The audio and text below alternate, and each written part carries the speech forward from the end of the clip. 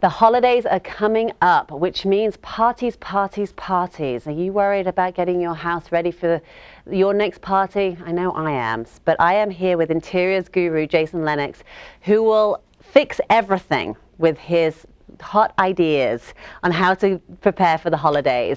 So Jason, thank you for being here. So you are from Antiques Home Furnishings, and you have your own line, J. Alexander line, which is a silver line. But I'm excited to be here because I literally feel like I have just entered into the holidays right now. We feel the same thing. This is gorgeous. Thanks. And you just threw this together?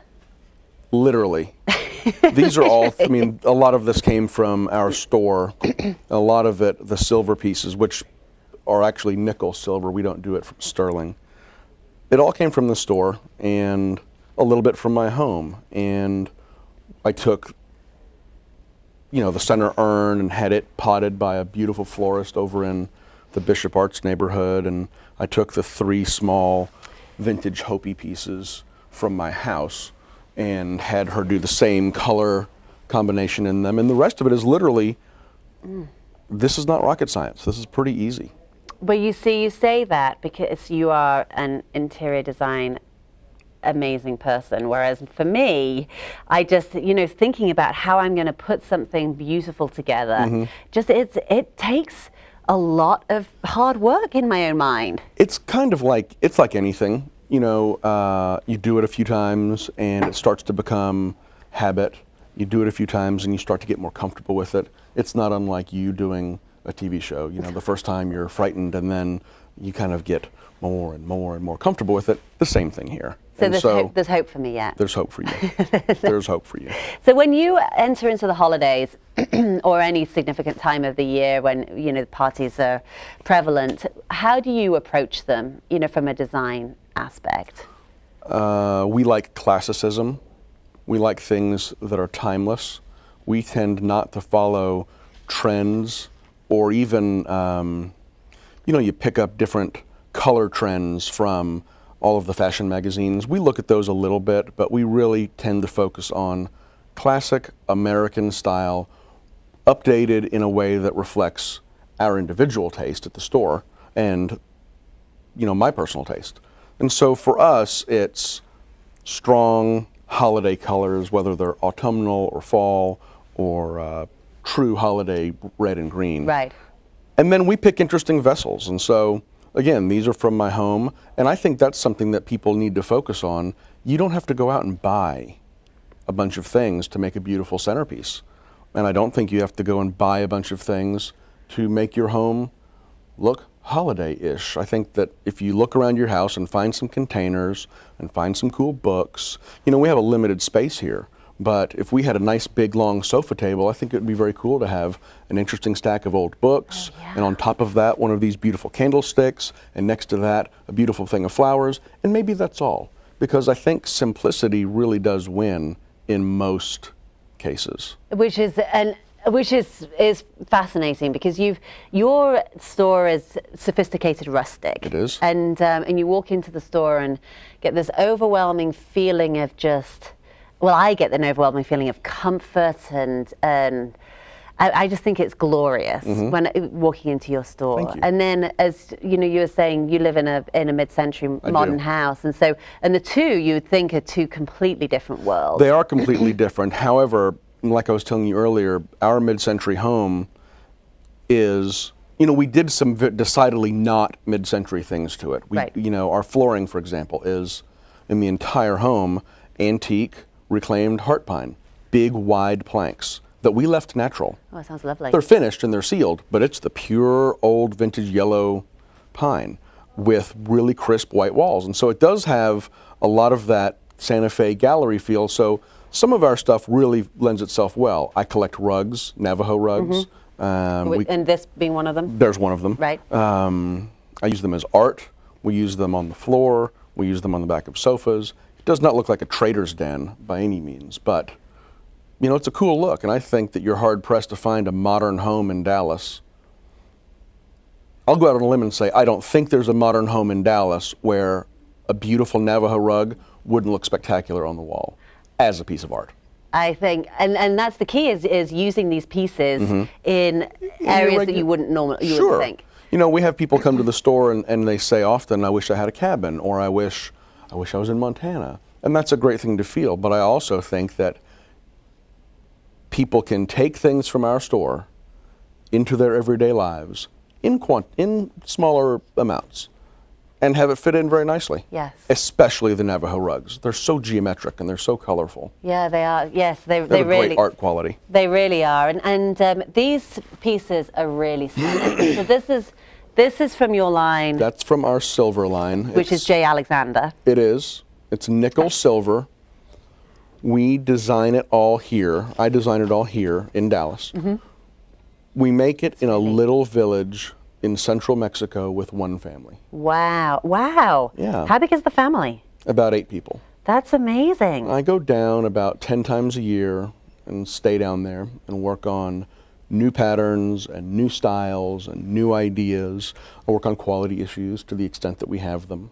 We work on delivery and production issues. As the line continues to grow and as it gets picked up by other retailers, and more specifically other catalog retailers, that's one of our challenges, is learning to flow properly the amount of merchandise that they need. That those catalog companies need. Yes, I mean, so will that one family be able to keep up with? They can. They're doing a really great job, and they absolutely love me. It's beautiful. Yeah, we love it. The idea started in Albuquerque about, I don't know, 7 or 8 years ago. I go to Albuquerque a lot, not just on the way to Santa Fe, which most people do. You know, Albuquerque is just a hopping off spot, but Albuquerque is a really cool town. And there's a store there that has a fantastic collection of vintage Native American stuff. Rugs, blankets, pottery, silver work. And I've always looked at the silver, and especially the serving pieces, you know, the old iced teaspoons or the old pitchers, and thought, man, I would love to have a line of that for my store. And I've always looked for it when I go to markets, and there's nothing like it. And so I had the idea to make something, and I tried very hard to make it here with silversmiths all up and down the eastern seaboard, from, you know, north to south, the eastern seaboard. And I couldn't find anybody who really, they didn't want to do it or they didn't understand it. And it's a hard thing to describe. You know, you have an idea in your head, and to the extent that you can describe it, you know, someone understands it. And maybe I wasn't describing it well. In any case, I couldn't find somebody here, and we just tabled the idea out of frustration. And then a couple of years later, we were in Mexico on a vacation, and I happened into this store that had a table, a big table, filled with stamped nickel silver boxes, and these are nickel. And they were decidedly Latin American in style. They were not what I wanted, but they were beautiful, but they weren't my style at all. And I cajoled the shop owner, who did not want to participate, but she gave me the name and phone number of the person who was making her boxes. And I contacted that person and went down and saw them and brought some vintage examples of what I was trying to do and brought all my drawings. And a week later, I had samples that just blew me away. So that was meant to be, wasn't it? It just was meant to be.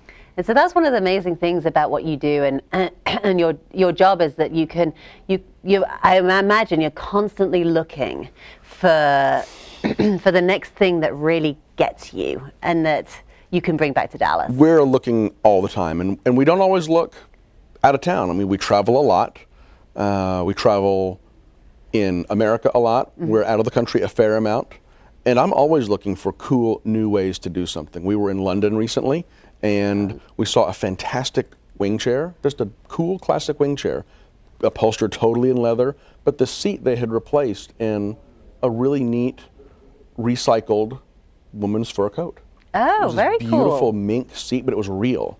It had this great textural quality, and I thought, well, that's a great idea.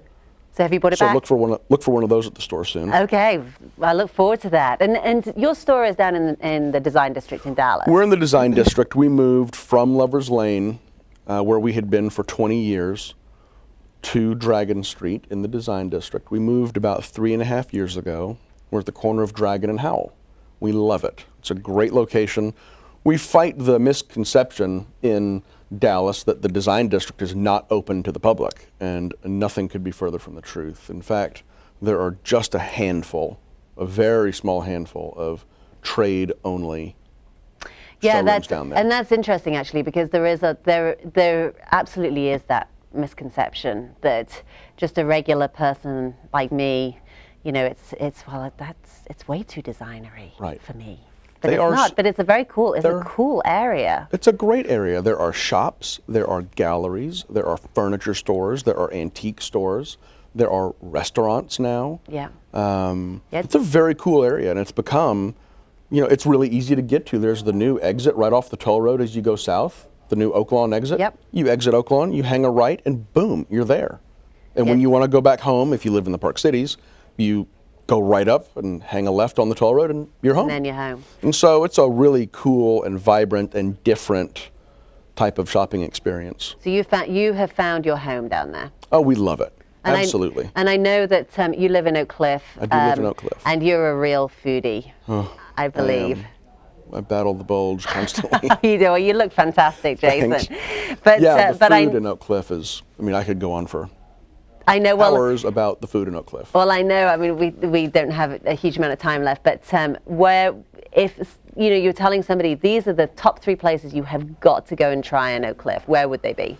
Well, Bolsa is fantastic. It's not new any longer, but it is still a great, interesting, local, very Oak Cliff, very organic in the sense that it just kind of has happened, not organic from a, you know, a growing standpoint. Bolsa's great. Yes, it is. And it's got a great vibe too. Driftwood is great. I know, I haven't been to Driftwood. He does a spectacular job. It is so highly crafted. It's seafood, and it's really out of this world. And the new one that we're all very happy with is Boulevardier. Oh. It's a French. It's bistro food to the nth degree. Do they do moules frites? Oh, they do? Free. And the mussels really are their specialty, and it's not just mussels. It's mussels and, you know, big pieces of everything that you can think of, and lobster and the saffron broth. Oh my gosh. Yeah, it's outstanding. I have just been transported into another world. They do great wines, and just a very cool thing. It's crowded, but, you know, a good bistro should be. Yeah, absolutely it should be. And that's what gives it, you know, the energy. I'm adventuresome. I will eat at the taco stands in Oak Cliff. I love them, and I haven't been to a bad one yet, so don't forget the taco stands in Oak Cliff. We were at taco stands, Boulevardier. Yep. And oh, that's made me hungry. Well, Jason, thank you so much for being here. And everybody, you need to go and check out Antiques Home Furnishings down in the Design District. It really is a very, very, very special place. And you can find them online at antiqueshome.com. And so this is all we have time for today. Thank you to Dr. Guy Story-Brown and Jason Lenox for being here. And follow us on Prime TV, Facebook, Twitter. We'll see you next time. Bye-bye.